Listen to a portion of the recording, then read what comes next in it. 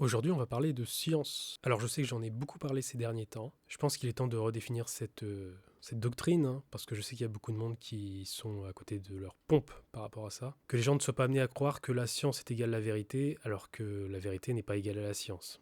La science, ça recherche la vérité, ça essaye de la prouver, plus ou moins, comme ils le peuvent, j'ai envie de dire. Quand on parle de la science dans tout ce qui est psychologie, médecine, c'est des choses beaucoup plus subjectives.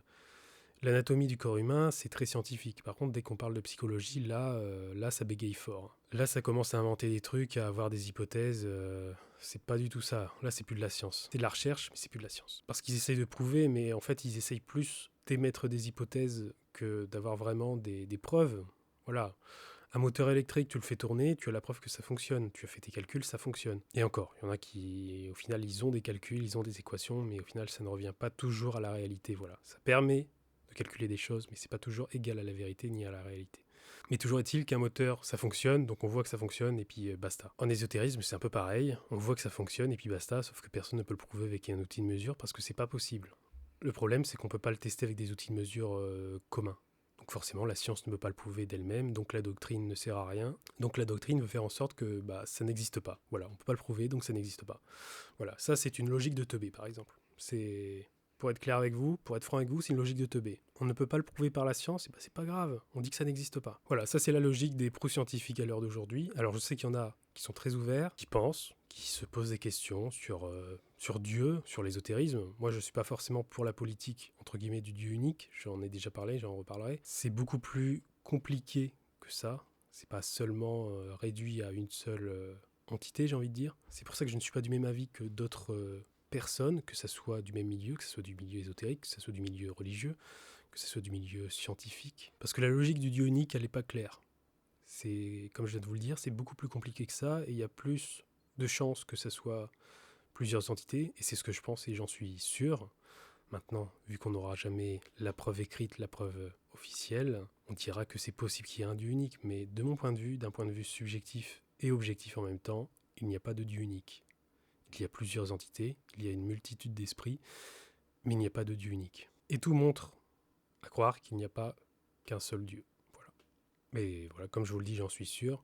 Maintenant, officiellement, ça ne sera jamais écrit. Je sais que beaucoup de monde se pose des questions par rapport à l'ésotérisme, hein, même les scientifiques, etc.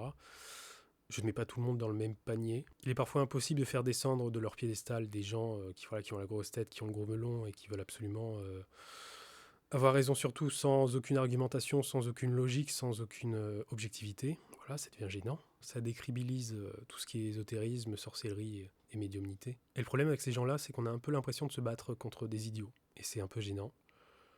Je vous le cache pas. Parce qu'en fait, il y a une forme de méchanceté abusive de gens, voilà, qui ne connaissent pas votre métier, qui ne connaissent rien, qui pensent avoir raison. C'est un peu comme Copernic, voilà, avec la Terre qui était ronde. C'est un peu dans le même style, c'est-à-dire qu'on est en train d'amener une nouvelle évolution quelque part, qui sera jamais officielle, je pense, mais peu importe. Et forcément, il y a bon nombre de personnes qui sont dans leur état d'esprit, dans leur monde individuel, j'ai envie de dire, qui ne peuvent pas accepter de comprendre qu'ils ne sont pas tout seuls. Il y a des personnes qui ne connaîtront sans doute jamais l'éveil spirituel, parce que ce sont déjà des gourous dans leur domaine, leur métier, et que si ils devaient être amenés à faire de l'ésotérisme, etc., ce serait juste la pire action, le pire move de l'univers. Donc il vaut mieux parfois que certaines personnes, certains médecins, certains politiciens, certains...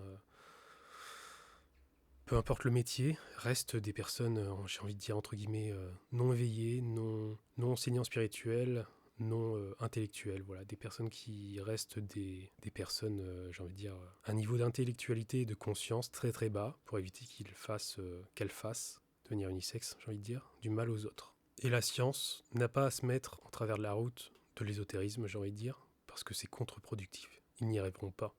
Ils sont impuissants par rapport à ça. Ça ferait très longtemps que l'ésotérisme aurait été interdit, voilà. Donc la science ne pourra rien y faire. Encore une fois, je remercie ceux qui m'ont écouté, et je vous dis à bientôt pour d'autres vidéos de ce type, et bien entendu d'autres vidéos largement différentes.